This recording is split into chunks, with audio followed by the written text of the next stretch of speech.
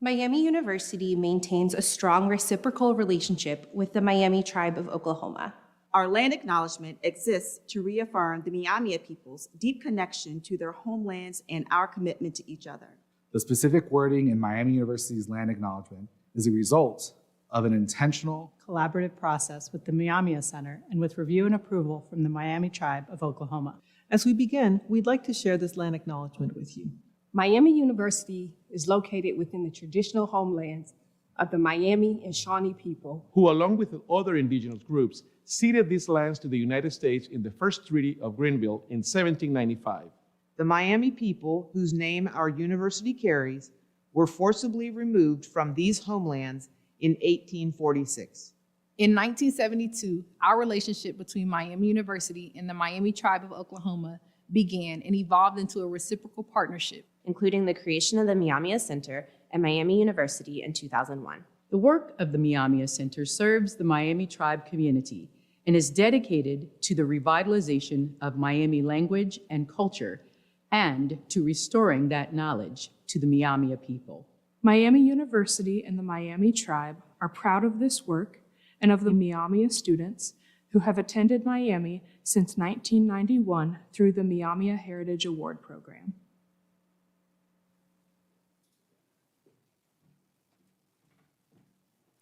All right, good evening and welcome.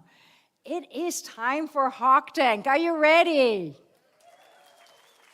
Absolutely. This is our fast pitch event that provides the opportunity for Miami women to empower the world. As the ambassador of Miami University, a member of the Miami Women's Steering Committee, I take great pleasure and pride in being here tonight to act as MC for this wonderful program. I have had the pleasure of reading the grants, and man, you are in for one amazing night. Since the inaugural Hawk Tank in 2018, the Miami Women's Giving Circle has given away more than $600,000 in support of meaningful programs.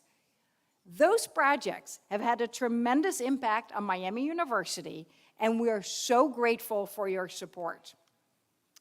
This year, we had 38 grant applications were reviewed in a broad range of areas: community outreach, cancer research, arts and culture, and many more. Our grants committee had a really difficult task, and they had to narrow it down to the 19 finalists that you will see here tonight seeking funding from the Miami Women Giving Circle. The Miami Women Giving Circle is a collective giving effort that allows participants to combine resources with other members and make a greater impact on the Miami community. The collective power of each member's annual $1,000 gift creates a large pool of money that funds multiple vital projects. The final determination of which projects receive funding is in the hands of the Miami Women Giving Circle members. Their $1,000 annual commitment has earned them the power of the vote. While we have many joining us in the audience and via live stream, I'd like to ask the Giving Circle members with us here tonight, and I saw many of you already, to please stand and be recognized.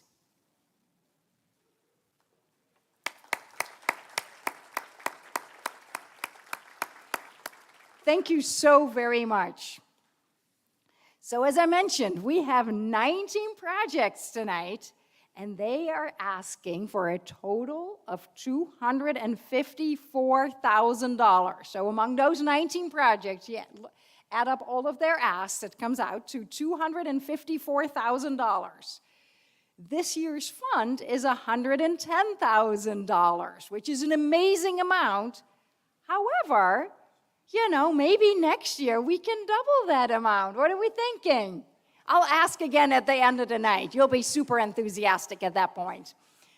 We thank the entire Miami community for its continued support. If anyone in attendance tonight is inspired to join the effort of the Miami Women Giving Circle, don't worry, we have information at the registration table and a QR code on your flyer. All right. So let's get down to the task at hand, shall we? Voting members have a booklet in front of them containing details on each of the projects. The listing is in pitch order, which was randomly selected. Non-voting members can scan the QR code to access the additional information. Each of our finalists has spent the last several weeks practicing their pitch for tonight. I know some were quite nervous, but they're going to do amazing. Working with 2 faculty members from the Farmer School of Business, Brenda Homan, Associate Lecturer, and Beth Troy, Assistant Lecturer, they have crafted their individual 3-minute presentations. These presenters are doing this with only 1 note card, not a script, not even slides to guide them, making this a very impressive feat, and I'd also like to think a great learning experience. Voting members, please listen carefully and make notes. Voting on the project will open after the last presentation and remain open until 9 p.m. So this is a timed exam, all right? We got it? And it's Eastern time. We will go over the details before we end the night. In order to respect the short time of all presentations and allow our voters and panelists to hear, please silence cell phones and step outside with personal matters and keep side conversations to a minimum. So I'll ask again, are you ready? Yes. Well, let's get started and introduce the first presenter.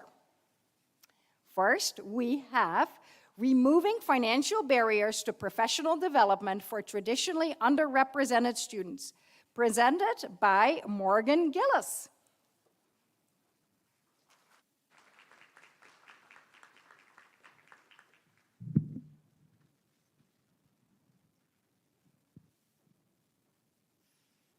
$130,000.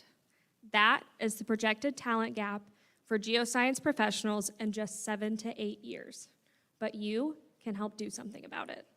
Additionally, women are critically underrepresented in the geoscience work field. But a key factor in enabling that our geoscience students here at Miami reach their career goals is by attending national geoscience conferences. And this grant can get 15 of them there. Hi, my name is Morgan Gillis, and I'm a geology PhD candidate representing the Miami University Association for Women Geoscientists. We are hoping to assist 15 graduate and undergraduate students with attending this year's Geological Society of America National Conference this fall in Anaheim, California, by creating scholarships for airfare and lodging. I have been lucky enough to attend 3 of these national conferences, and as a small town girl from southeastern Illinois, I can confidently say that my first one was a defining moment in my educational journey. I'll never forget how excited I was. Sharing my research, meeting professional geoscientists, networking with potential graduate advisors, well, that was an opportunity that I never thought would be possible for myself. It gave me the confidence to apply to graduate school, so I wouldn't even be standing here giving this pitch if I wouldn't have been given that amazing opportunity. In fact, I did meet my graduate advisor at that national conference. And I think we all know that Anaheim, California is very expensive. In fact, the cost of living is 57% higher there than here in southwestern Ohio.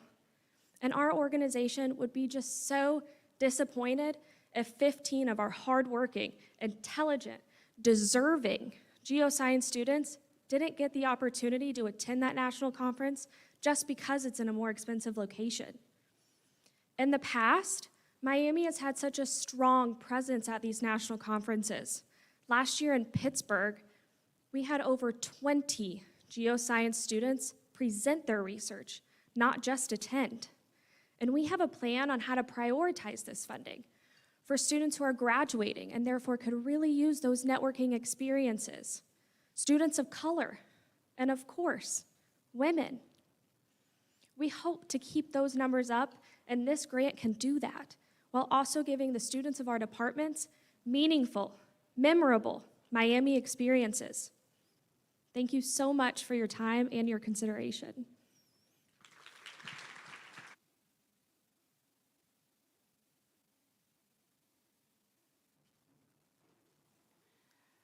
right, thank you so much, Morgan. Next, we have Into the Wild, Supporting Women's Health in the Great Outdoors, presented by Claire McLeod.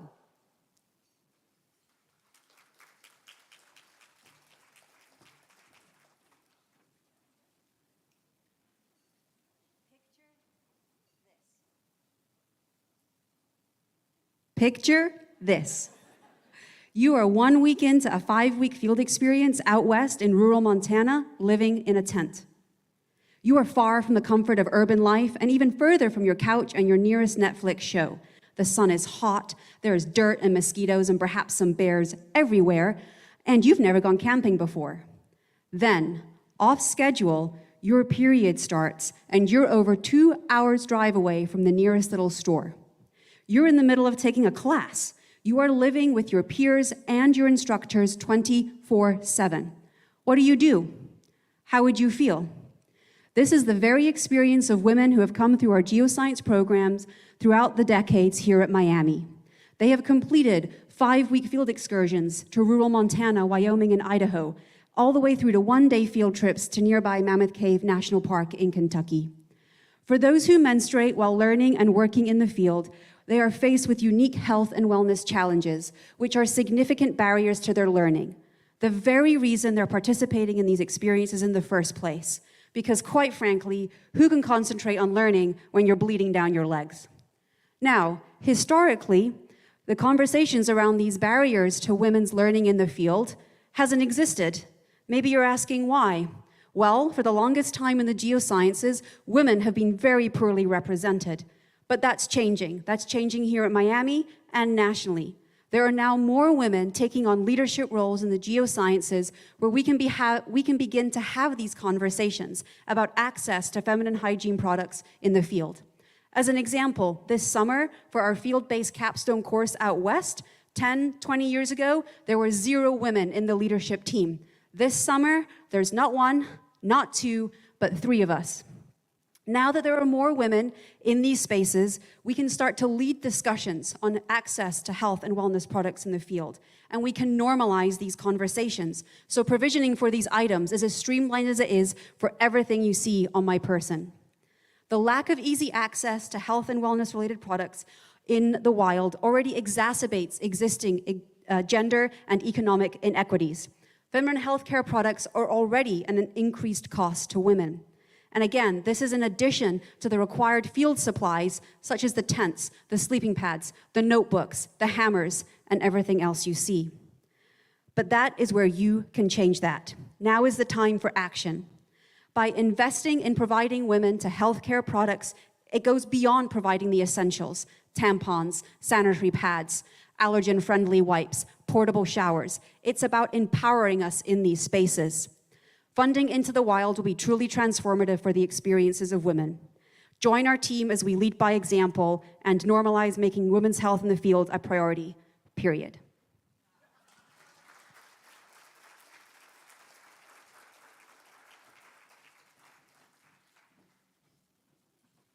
Thank you so much, Claire. Next, we have student travel to the American Institute of Chemical Engineers National Meeting, presented by Felicia Guillardo.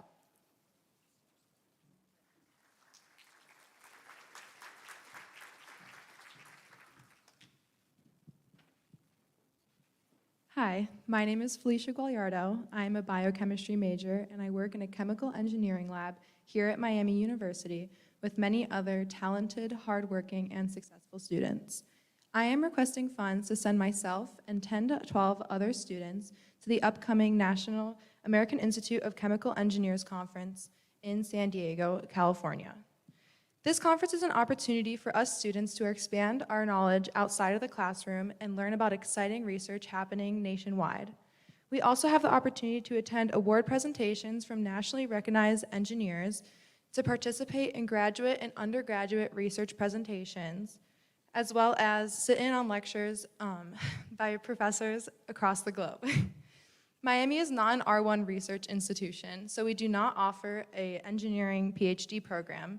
So attending this conference is an opportunity for exposure that we would not have otherwise. We also have the opportunity to practice presenting our own research, and we're really good at it.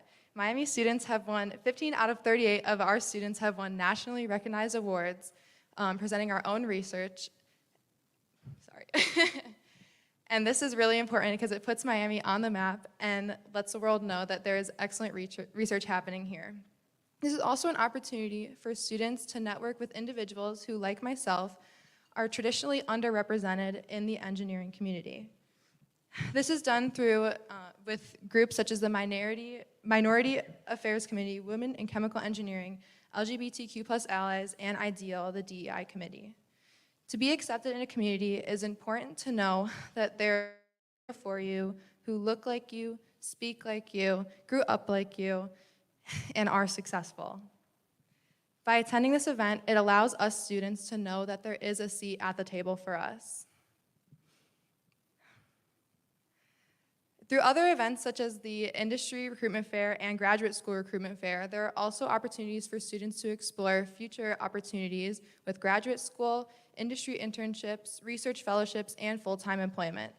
Many Miami University students have accepted internship offers from this conference, including my close friend and previous mentor, Madeline Keller, who recently committed to Northwestern for a PhD program after being inspired by her experiences at this conference, and I hope to follow in her footsteps.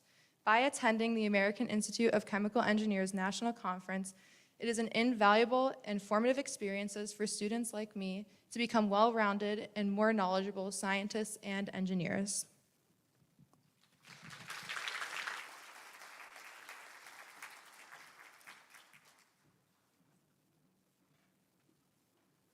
Thank you so much, Felicia.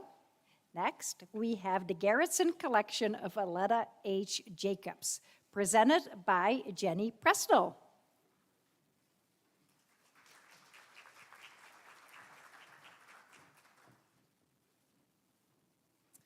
I am a humanities and social sciences librarian. How we understand women's contribution to our history shapes what we believe is possible in our present and in our future. Some results of our collective dismissal of women's history include the persistent wage gap, the glass ceiling, 10% of Fortune 500 CEOs are women, and only 30% of our elected officials at the state and federal level are women.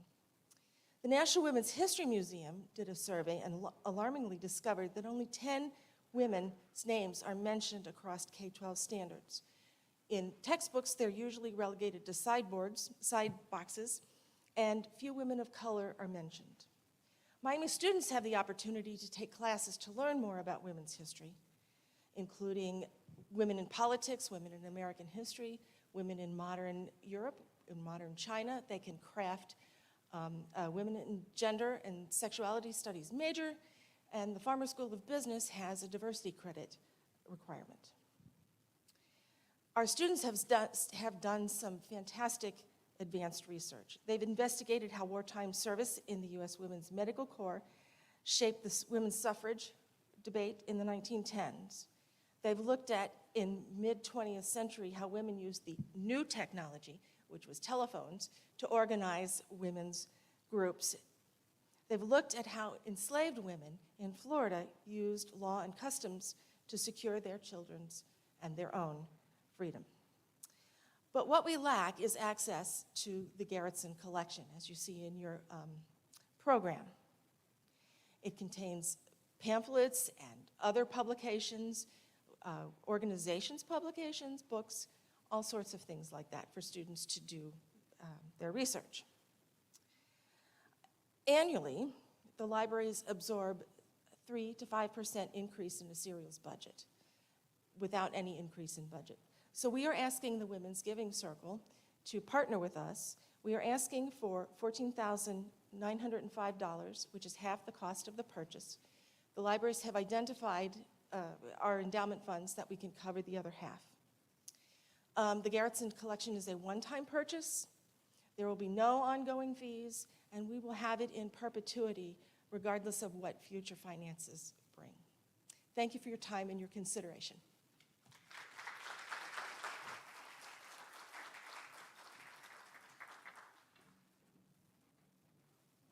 Thank you, Jenny. Next, we have Wellbeing and Thrive program presented by Christina Karubu-Wetstein.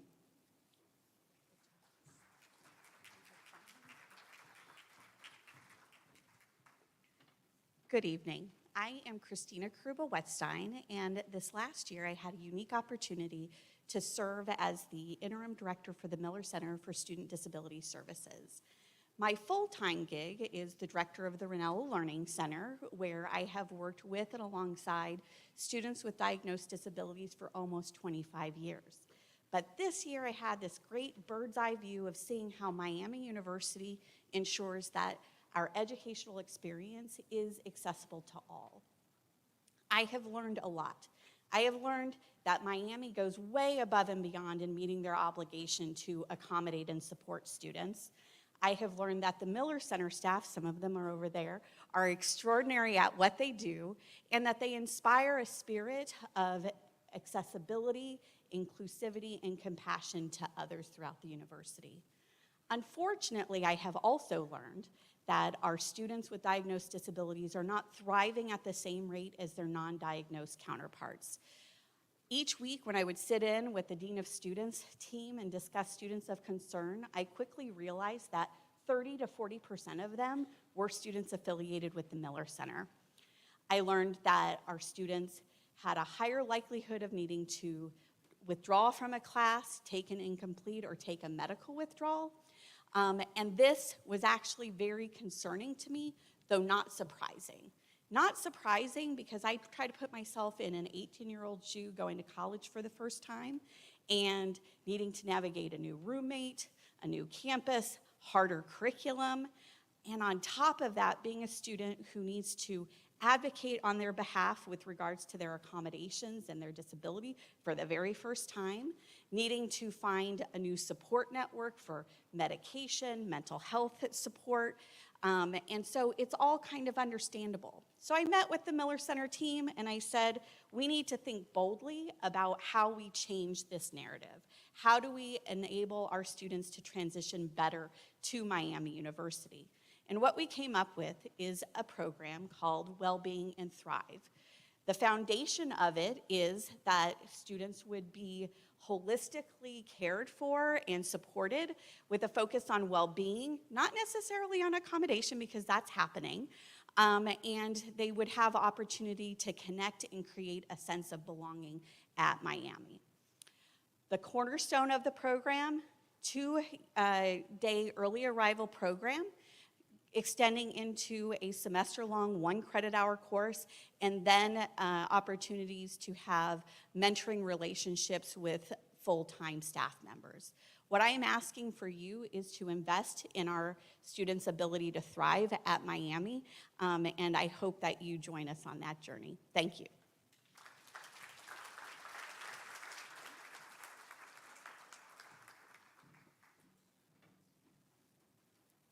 Thank you so much, Christina.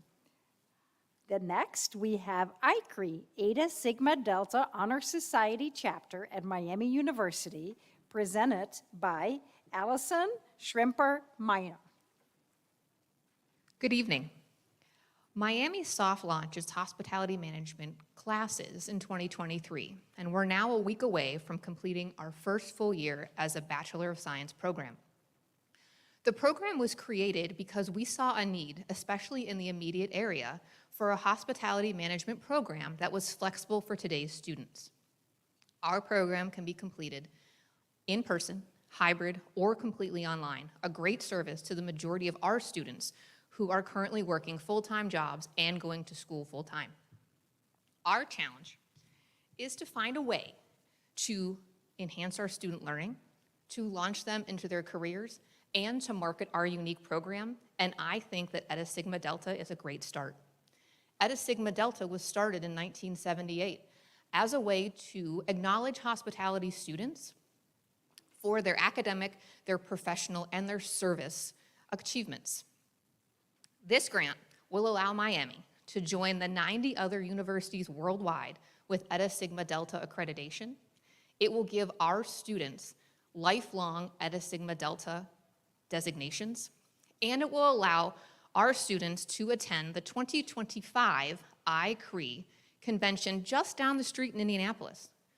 While these students are at that conference, they not only will receive continuing education, but they will be able to network with industry professionals, and they will be able to start their careers, all while representing Miami on a national stage. This grant, with your consideration, will give Miami a seat at the table and not just on the menu. Thank you.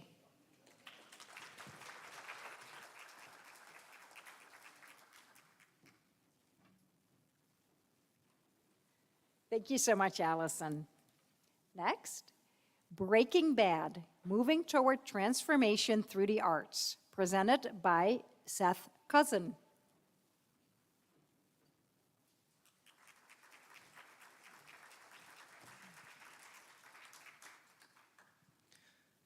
In the United States, Black people make up 12% of the population. In Ohio, they make up 13% of citizens.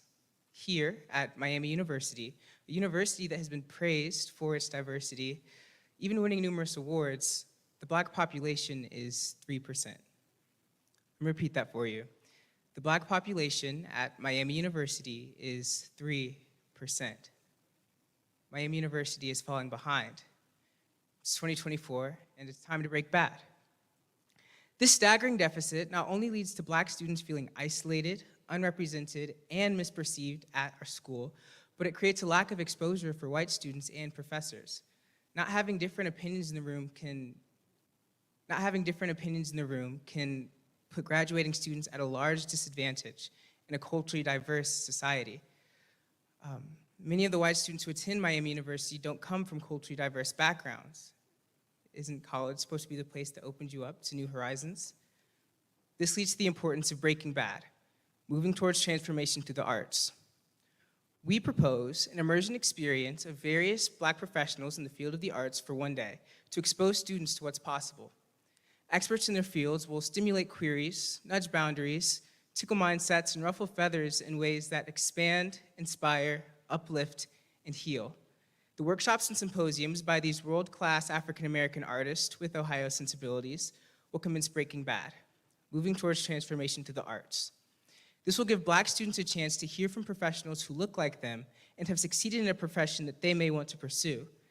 It also decreases the impact of the deficit mentioned before and could lead to an increase in diversity and retention of African-American students here at Miami. This also, well, people want to stay where they feel represented. This also gives Black and white students a chance to hear new ideas on relevant topics in the cultural society. This also will give white students a chance to hear from professionals in the industry who,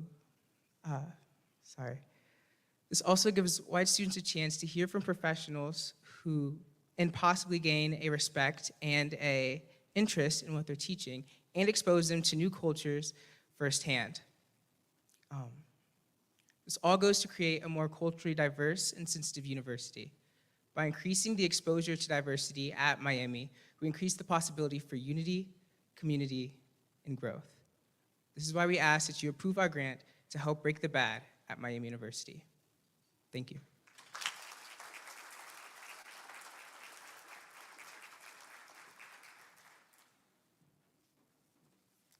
Thank you, Seth.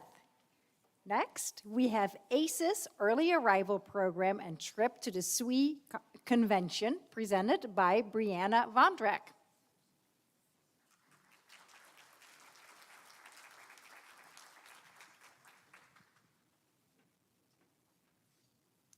Hello to all the women in the room tonight. My name is Brianna Vondrak. I am a Miami University student studying computer science in the College of Engineering and Computing, and I'd love to tell you all a story. Imagine this: a young lady walks into our engineering college ready to conquer the world, but what she finds is disheartening. In her first semester, she realizes that the room she has entered doesn't always have a spot for her. The harsh reality hits her. She'll have to go to SI sessions, tutoring, join research labs, and try to join organizations if at this point she could fulfill their time commitments just to get ahead of her male counterparts. But we have an opportunity before us. For every woman who joins our engineering college to leave, we have to catch these girls as they enter, showing them spaces where they are not just accepted, but where they can thrive. Our solution is twofold. Firstly, we aim to fund the Advancing Computing and Engineering Students Living Learning Community, also called ACES. ACES is a pre-semester program, is an LLC where students attend a pre-semester program. This program helps build bonds between engineering students outside of the classroom so they have a support system they can lean on when times get rough. Secondly, we want to take a group of 15 undergraduate women engineers to the Society of Women Engineers Conference. This conference is a beacon of inspiration and motivation for all women in engineering. However, our students lack the means to attend. As underclassmen, they have no ability to rent vehicles or to aid themselves in transportation. But with your help, we can provide them access to this invaluable experience. We are on a path to greatness, but we need your help to get there. With your contributions, we can empower these young women to succeed, to break barriers, and to thrive in the engineering field. I hope to tell you guys all one day a new story. One where a woman engineer entered our department and in her first year had the ability to go to a transformative experience, a conference where she was surrounded by high-achieving women like herself. And when she returned for her second year, she entered a community that embraced her for all that she was. This is a story of empowerment and inclusivity, illustrating the transformative power of a supportive community. Through her experiences in ACES and at SWE, our protagonist did not just exist, she thrived. Thank you for your time, your attention, and your commitment to change. We have a few of our protagonists in the room tonight, and in our post-networking session, I hope you get to meet them. Thank you guys all.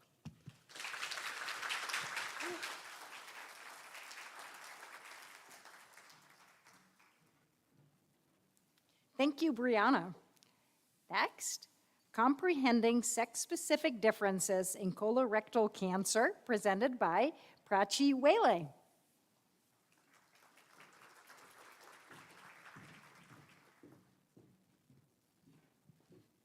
Greetings, I am Prachi and I am a third-year PhD student working on colorectal cancer.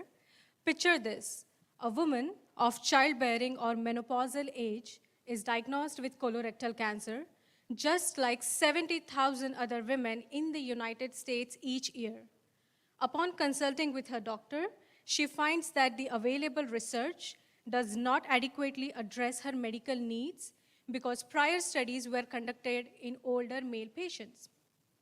Statistically, 80% of preclinical and clinical studies were conducted exclusively in males, while only 1% of research papers analyzed results by sex. This gender gap has serious consequences. It means that biomedical research have not led to safe and effective treatment for women with colorectal cancer. Historically, females have been underrepresented in biomedical research. Data collected from women were not only inadequately analyzed, but also poorly reported. Plus, the fluctuating levels of estrogen and progesterone from menstrual cycle further adds to the complexity, making it difficult to understand female biology and healthcare outcomes. This is precisely where our research comes in. We are using innovative preclinical models of female mice and female-derived colorectal cancer cell line to investigate the role of estrogen and progesterone in colorectal cancer. By addressing this research gap, we want to pave the way for developing treatments that are truly effective for women. To tackle this ambitious project, we have a team of dedicated scientists from both within and outside Miami University, spanning multiple disciplines like endocrinology, cancer biology, nutrition, pathology, and statistics. This team is also complemented by a diverse group of undergraduate and graduate students. Together, we are not only conducting groundbreaking research, but also advocating for sex-specific medical care and health policies. Hawks, we are seeking $20,000 to purchase research supplies and to support students that would be conducting research to understand this female reproductive hormone on colorectal cancer. Our goal is to provide personalized healthcare insights that recognize differences between women and men. In doing so, we will be providing valuable research opportunities to these diverse cohort of students while upholding Miami's reputation as a leader both in scientific pursuits and higher education. Thank you.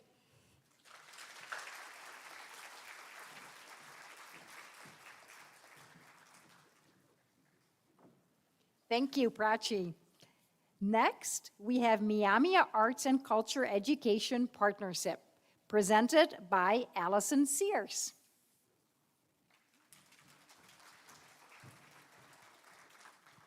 The land beneath us was ceded to the United States in 1795 by the tribal nations that once called this land home. Today, over 2 centuries later, there are 0 federally recognized tribal nations in Ohio. If either of these facts is new to you, it's not very surprising. Ohio is ranked 6th in the nation for the lowest number of Indigenous standards in public education curriculum. Imagine a world in which there's a program that addresses this, a program that addresses the Indigenous history, culture, and contemporary life in Ohio public schools. My name is Allison Sears. I'm a community partnership coordinator, and I have worked with such a program in partnership with the Miamia Center, the research arm of the Miami Tribe of Oklahoma here on campus, and Miami University's Art Education Department. Since 2017, our program has reached over 2,000 local elementary students.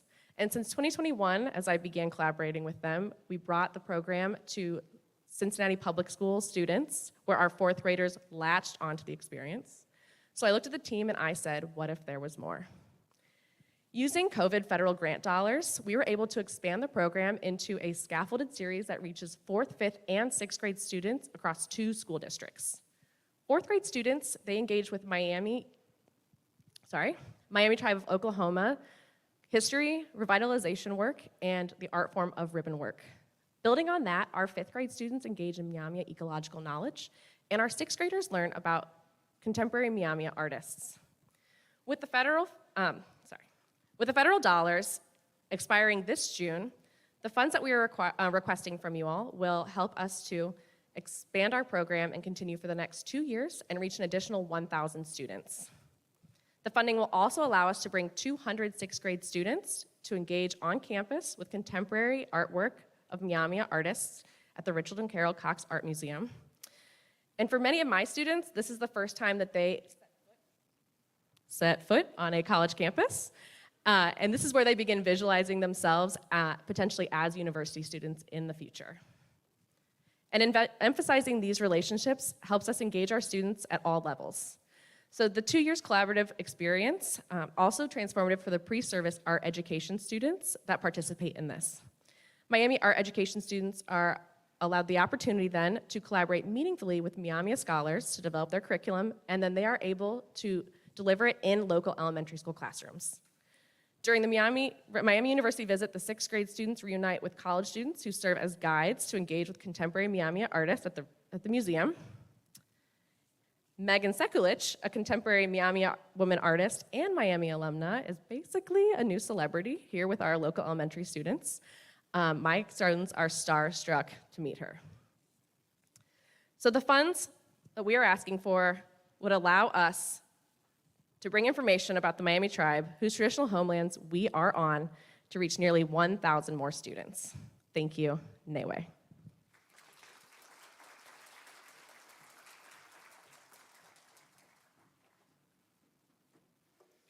Mayway Allison. CIT Hidden Heroes, presented by Jerry Lynn Maples.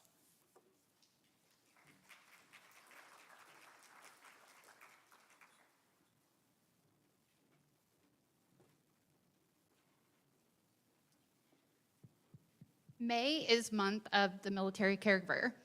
There are 5 million military caregivers across our nation. In fact, 900 military caregivers are enrolled here in Ohio in the VA's caregiver program. A military caregiver is a spouse, a daughter, a son, even a parent, or some other individual who provides care to our nation's wounded warriors. 33% of our nation's caregivers are spouses. And many are facing challenges of balancing care while they are attempting to reach their career goals.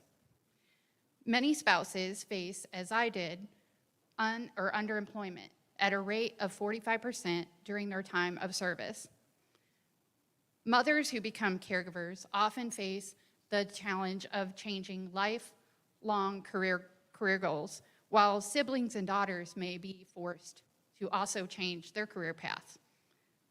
These challenges compound the already demanding role of caregiving while providing essential care for their wounded or ill veterans.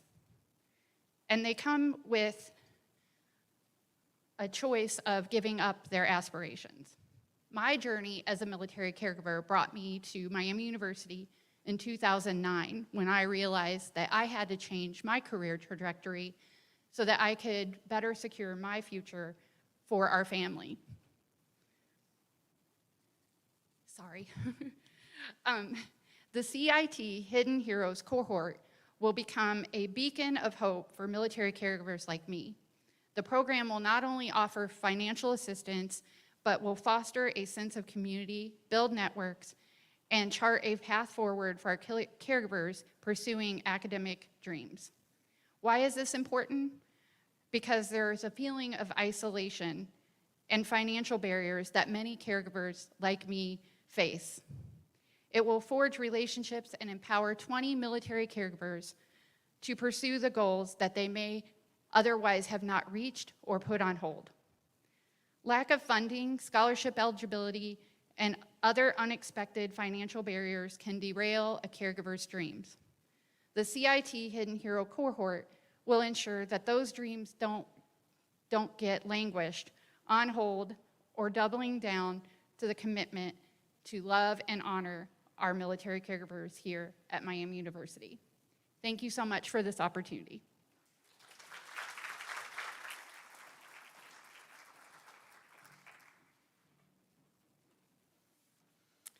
All right, thank you, Lynn.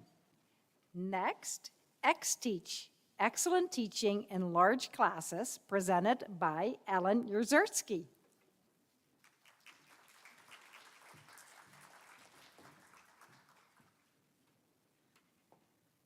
Hello, I'm a professor of chemistry, and I also direct the Center for Teaching Excellence. Now, think back to undergrad. Were any of you in classes that were large, like 100 students? Raise your hand. Keep them up for 200. Do I have 300? Okay. You all know what this experience is like. Now, let's look at what the teacher does, right? The teacher talks, walks, talks, points, walks, talks. Yeah, so very soon though, the students check out. They check their messages. You know, I was in a classroom once where a student popped in an earbud and started watching Netflix during class. Yikes. Well, talking isn't teaching. All right, that's important to think about. Talking isn't teaching, and we don't learn just by listening. We know now more than we've ever known about how humans learn and how best to teach them. But when faculty are doing research and getting masters and PhDs, we don't learn the student-centered, research-based methods that can be used in large classes. Now, why? Well, they're not intuitive, and they're certainly not easy. And what we conclude from that is that excellent teachers are not born, they're made at the Center for Teaching Excellence. How? Through faculty learning communities, or FLCs for short. This year-long intensive faculty development model was born at Miami in 1979. Now, a lot's changed since 1979. Like Little robots are going around delivering Kung Pao chicken all over campus. Wait, sorry, back to FLCs. What's happened is we've had a lot of research to learn about its efficacy, and we know now that FLCs are the best way to change classrooms and change how people teach. So XTeach, which is a large class FLC, allows faculty to learn these research-based methods.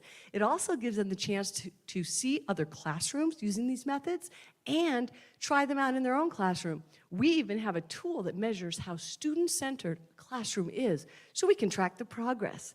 All right, now think, 1,000 students affected in just 1 year. But what faculty learn in FLCs, they keep with them forever.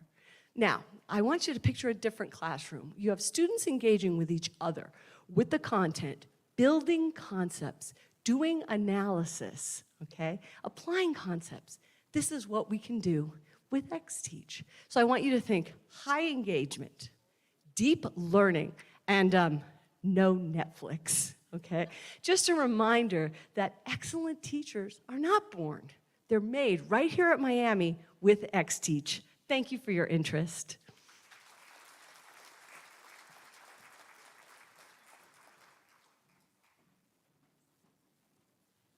Thank you, Ellen. Next, Women's Club Water Polo Spring 2025 Tournament, presented by Kylie Dennison.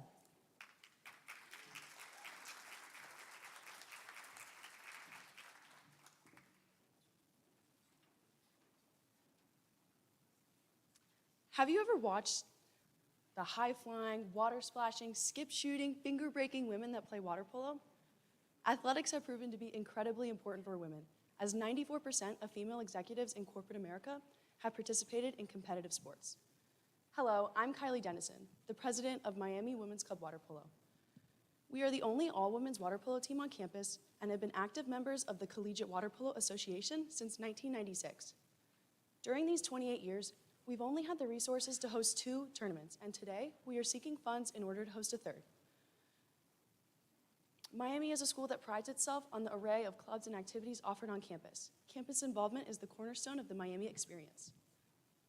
As a team constantly visiting other universities, we are continually on the road, which takes our members away from campus life and places immense time constraints on these already busy student athletes. With a schedule as rigorous as ours, it's difficult for our members to balance traveling for our tournaments and their other activities.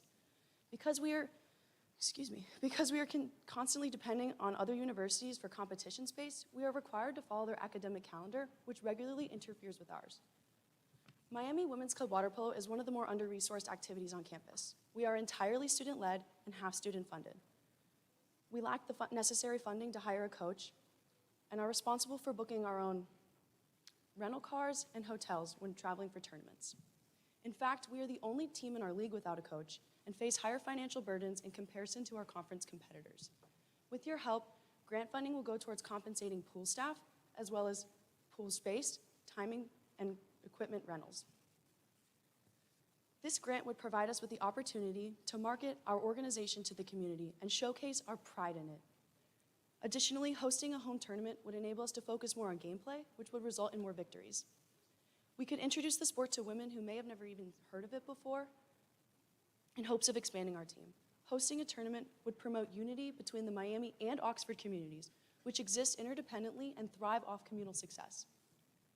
As an upperclassman, I have worked to inspire young female athletes to step outside of their comfort zone, and we have worked together as a team to create an environment that's uplifting for these women. I believe that exposure to young women leading in a male-dominated space can be inspiring for future generations of Miami students. With your help, this tournament would allow us to grow our soft power among other competing teams, ultimately making us better competitors and women. This will open the door for more women to join our team and evolve our mission, to stay competitive and honorable athletes representing Miami University. Thank you.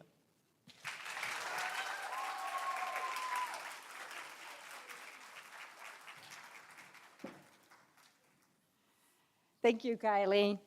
Next, Gluco Go, presented by Amanda Simone.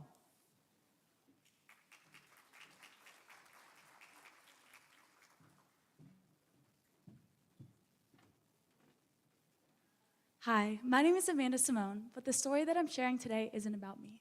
It's about Emily, a type 1 diabetic and a mother of 4.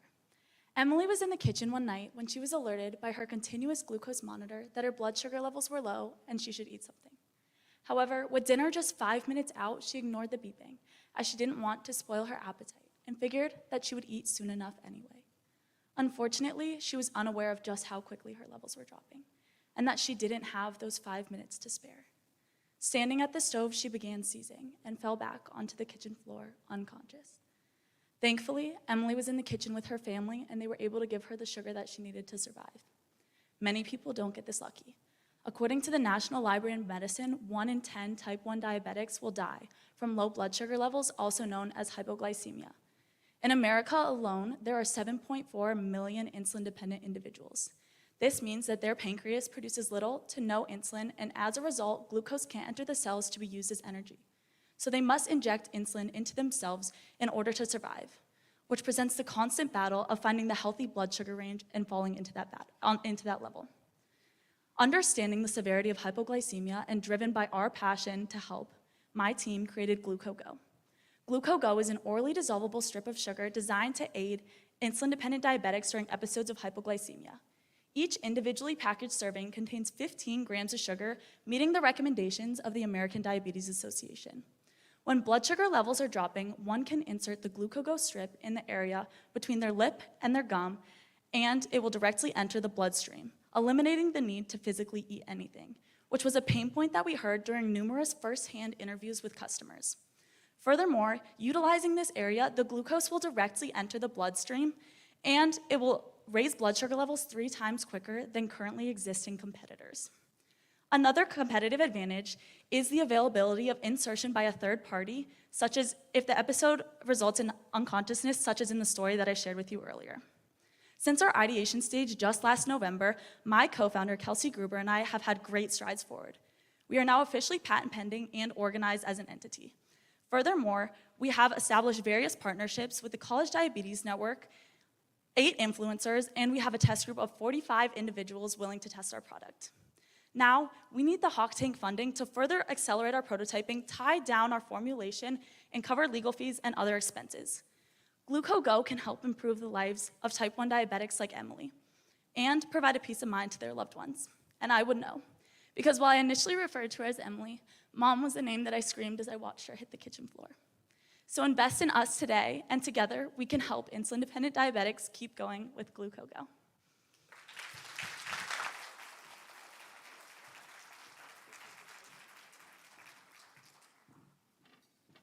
Thank you so much, Amanda. Next, developing a non-contact diffuse correlation spectroscopy probe for biological tissue scans, presented by Harshini Sunil.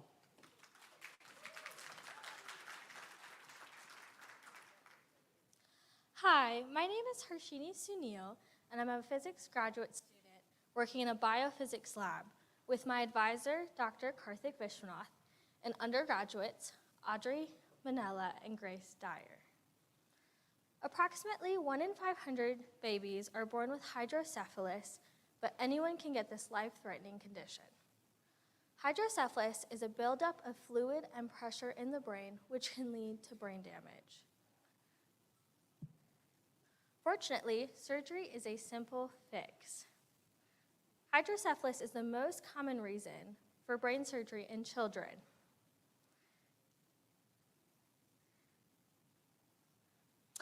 And I'm so sorry, I'm a little nervous. So hydrocephalus is the most common reason for brain surgery in children. We need a device that can investigate the pain caused from the surgery. Approximately 20 to 25% of children get immense pain ranging from acute to chronic in areas where a shunt was placed to drain this fluid. In 2022, the past undergraduates in our lab did exactly that. They were able to build a device and conduct successful clinical trials. We partnered with the head of Pediatric Cerebrovascular Stroke and Disease Center in Cincinnati Children's. However, this was successful, but because these children are in immense pain, we had to exclude children that could not be touched because this was a contact-based device. What if instead we could build a device that was compact, portable, and didn't even have to touch you. Non-contact diffuse correlation spectroscopy, or NCDCS for short, is the perfect solution for investigating pain in children. NCDCS is a laser and optic-based system. We need a laser with a high coherence length. Without getting into too much of the science, coherence is just a special term for a laser, meaning that all the light waves are synchronized and moving together. We need a laser with a high accuracy and precision rate and clarity for our blood flow measurements, especially because these are children and they like to move around a lot.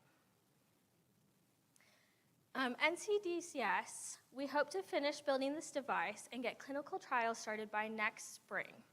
However, we have certain accuracy standards that must be met, and getting a new laser will allow us to do this. In short, here's what just over $8,000 will do. We will be able to successfully build this device, start clinical trials because our protocols are still active, and be able to get closer to diagnosing and locating pain in children due to this disease. Thank you for your time.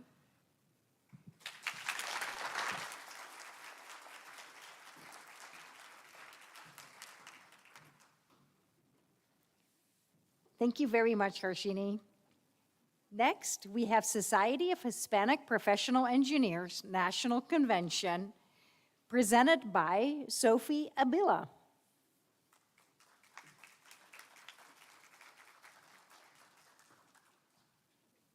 Hi there. Today I am representing the Society of Hispanic Professional Engineers, but I will refer to it as SHIP, and we are requesting aid for the 2024 National Convention in Anaheim, California, for 15 of our members. SHIP was established as a national organization in 1974, but was recently brought to Miami University in 2021. We started with just 2 students, and throughout the past 3 years have grown into a chapter with over 30 members. Our mission is to promote the advancement of Hispanic individuals in the fields of engineering and science here at Miami. Our SHIP believes that our diverse backgrounds contribute to fresh perspectives, which are an incredible catalyst for progress and growth in any business or company. This past November, we were fortunate enough to send 3 representatives to our national convention in Utah with the help of scholarships and aid from the College of Engineering and Computing. At convention, over 10,000 individuals gathered and attended professional seminars, networking events, and a career fair with hundreds of companies ready to interview and hire. As one of the 3 attendees, I was able to witness firsthand the dedication and support these companies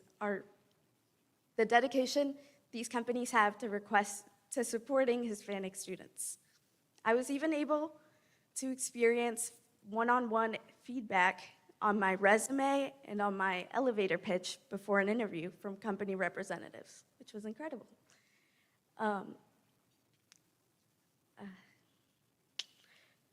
My favorite part, however, was getting to meet other students like me. They looked like me, they acted like me, they come from the same culture as me.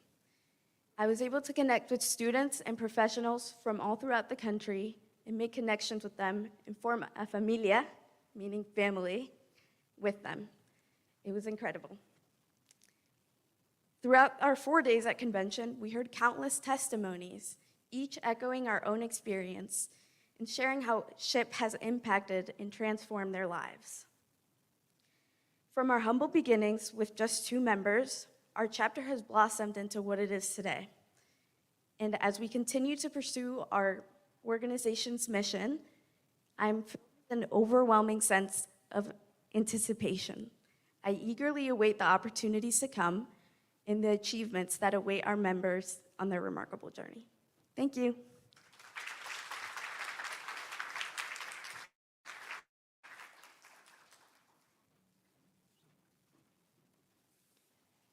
Okay, thank you so much, Sophie. Next, we have Closing the Access Gap, Creating Scholarships for Honor Students with High Financial Need to Study Abroad through Honors Abroad, presented by Aaron Waller.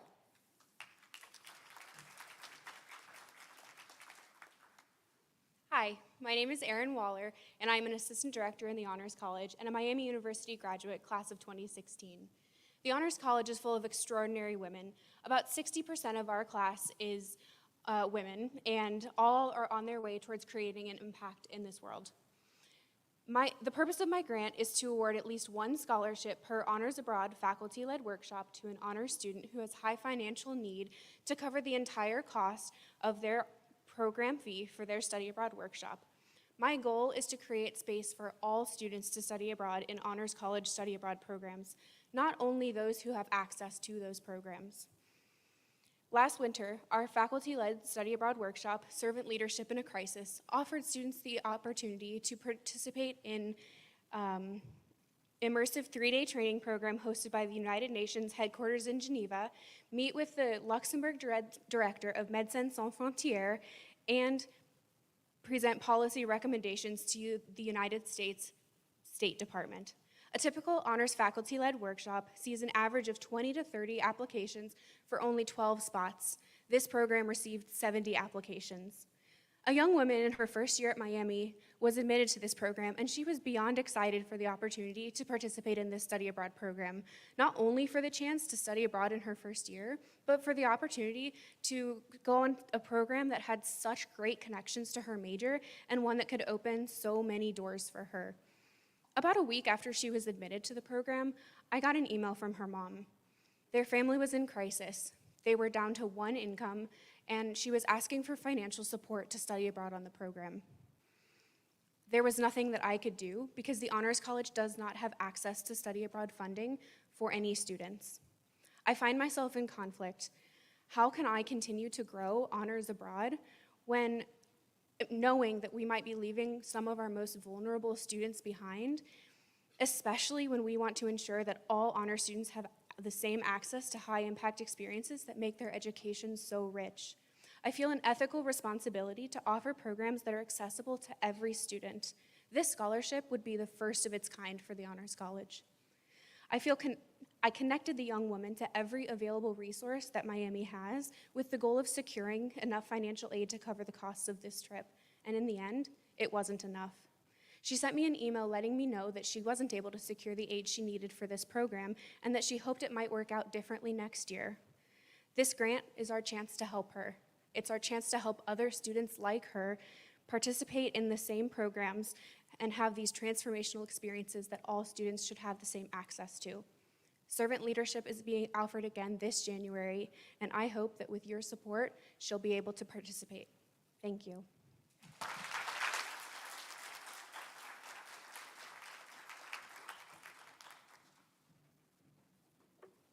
Thank you, Erin. Our next scheduled group was unable to participate in today's event, unfortunately, making them ineligible for voting. We will now welcome the next group to the stage.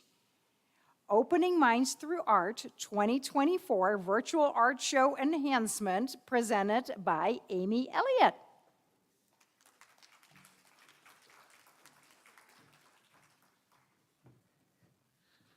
Opening Minds Through Art, OMA, founded in 2007 by Dr. Elizabeth Lika Lokan at Scripps Gerontology Center here at Miami University. Through OMA, individuals living with dementia, our artists, are paired with volunteers to create art that does not rely on memory, but exists here in the present. Expression, choices, relationships. That is the heart of OMA and the artists that we value, as exemplified here. This beautiful painting is entitled Night Chaos, and it was created by a renowned physicist who was experiencing extreme insomnia while living with dementia. Through OMA, he created Night Chaos to express his feelings about the insomnia. And at an in-person art show, he proudly stood by it and said, "This is mine." His wife told Lika, "My husband has won so many prestigious physics awards. He's a genius, but I've never seen him so proud." Over the past 16 years, OMA has established training centers in the US, Canada, and Indonesia, working with over 1,000 facilitators and thousands of artists and volunteers annually. And Dr. Lokan and her collaborators have researched and established the evidence base to support OMA's impact on reducing loneliness and creating connection. OMA is joy, and every artist is a light in this world. So what more could we possibly ask for? The answer, community. A global community of artists through shared art making.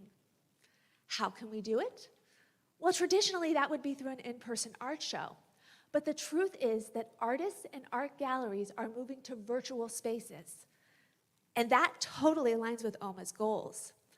Let's harness the power of OMA's artists to create a virtual art gallery that transcends geographic boundaries, connecting our artists and everyone that loves and cares for them, near or far.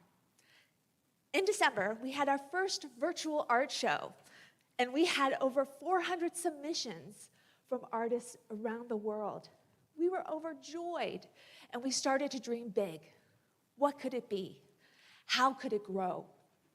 With your support, we can create that sustainable, living, breathing virtual art gallery for annual art shows and daily visits to connect our OMA community. Today, we ask for your help to create a beautiful place that will be filled with joy and love. Help us light up the world through our OMA community. Thank you.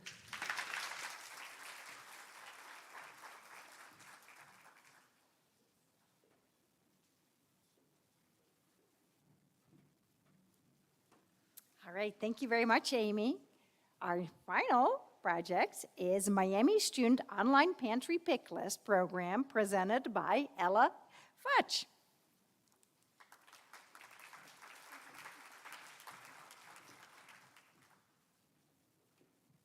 Hi everyone, my name is Ella and I'm a junior nutrition major and I'm on the women's soccer team. At the beginning of the semester, I began working with Professor Parkinson in the nutrition department with the online pantry pick list, our on-campus food pantry.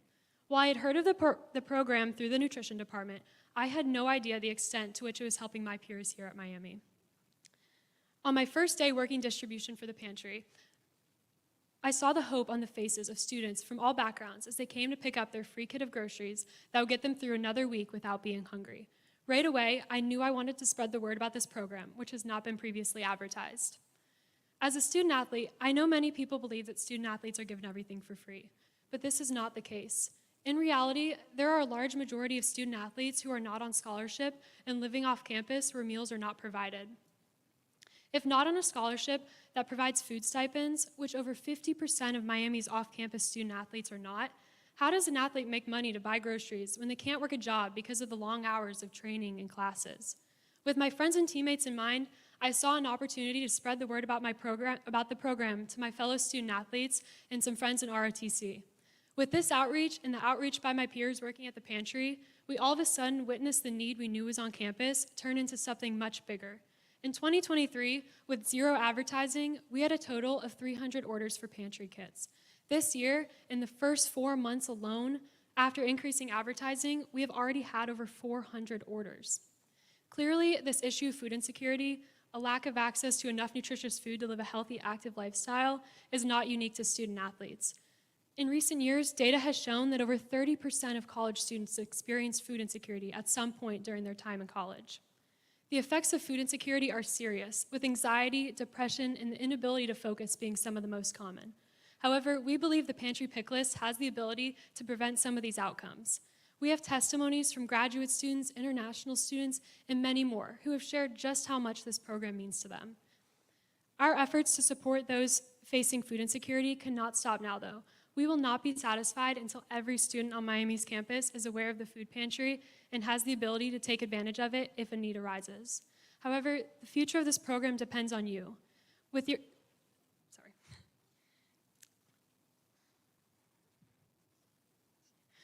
We want to increase advertising to the entire university. But right now, with the average cost of a nutritious grocery kit being $25, we do not have the resources to sustain the influx of orders we believe will occur with this kind of outreach. With your support, we will be able to keep the pantry running and feed an additional 800 students this year with fruits, vegetables, whole grains, and convenient protein sources. Thank you for your time, and I hope you'll join us on our mission to create a healthier and happier Miami University.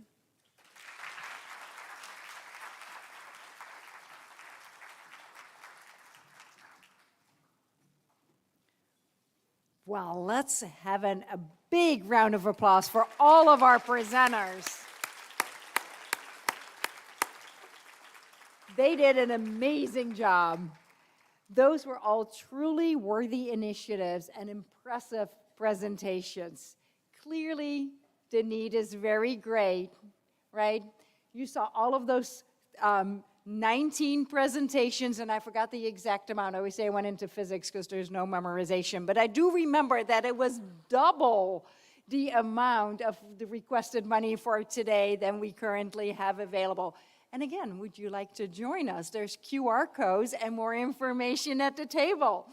But now I would like to ask Emily Berry, Assistant Vice President of Annual Giving, to walk us through the most important next phase, casting your votes.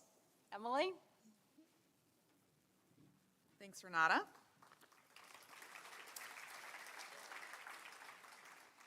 Telling a story in such an impactful way as quickly as everyone did is not easy, but I know we all enjoyed watching these students and faculty members and their hard work and enthusiasm. Let's hear it for them one more time.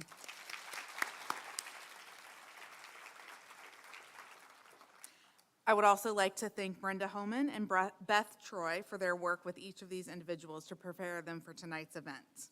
So at this time, I'd like to ask our Giving Circle members to vote on your top funding priorities. You should have an email and a text message for me with a link to the voting form. So if you have any trouble finding that, just let me know. And if you need any assistance with the form, my colleague Amy and I will be back at the tech table and we'll be more than happy to help you out. Voting closes at 9 p.m. Eastern Time, so please spend the next couple hours making those final selections. We will tabulate the votes tonight and announce our grant recipients at tomorrow's Leadership Symposium. Our Hawk Tank Awards recap will take place before lunchtime at our 10:10 session. Thank you again for attending tonight. Please enjoy the post-event receptions. Don't forget to cast your vote and have a great night. Thank you.